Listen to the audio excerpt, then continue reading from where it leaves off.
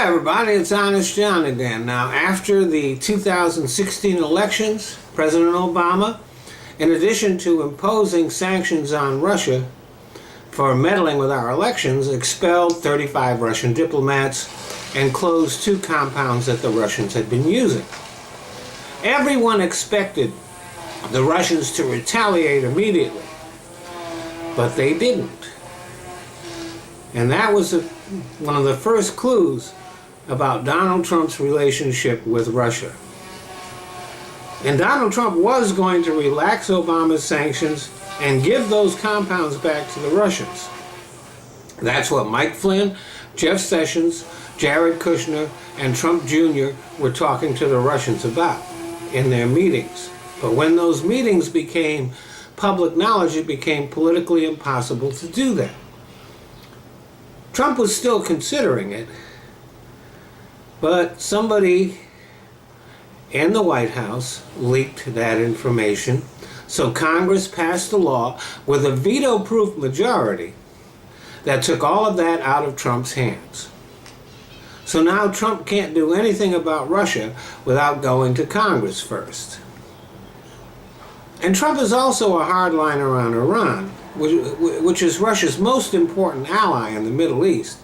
And you can't really cozy up to Putin and mess with Iran at the same time.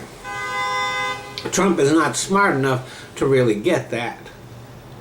So after the bill passed, which imposed new sanctions on Russia and Syria and Iran, Putin finally retaliated. Big time, by the way. He closed down some consulates, expelled some diplomats, and banned over 700 Russians who worked in those diplomatic offices from continuing to work there. So it looks like Putin has decided that Trump is no longer of much value to him. Now, Putin is not the only autocrat who doesn't really understand that the President of the United States can't just do anything he wants to do.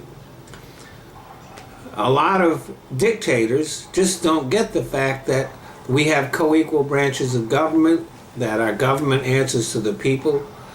The guy in Turkey, for example, Erdogan, he doesn't understand why we can't just give him this exile that's here that he wants to put in jail.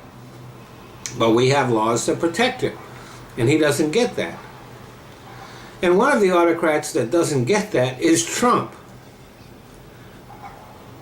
There are constant reports coming out of the White House that Trump is furious about this or that because he can't get the things done the way he wants to, that Congress won't pass the repeal of Obamacare because they value their jobs, that he's really furious about the special counsel who was investigating his treason, and he's really furious about court decisions that have gone against him.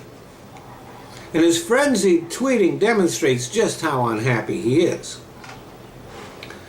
He had visions of an alliance with Russia that would dominate the world. Of course, eventually Putin would have cut his legs out from under him and stabbed him in the back, because that's just what Putin does. But now it's clear that that's not going to happen. And Putin now understands that Trump can't really be of much use to him. So he might just decide to stop protecting him.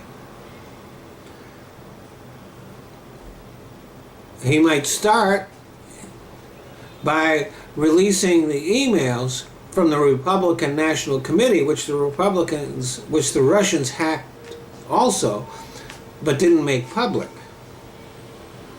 And that could have a lot of material that's very embarrassing to the Republicans in Congress who pass this legislation against Trump, against Putin.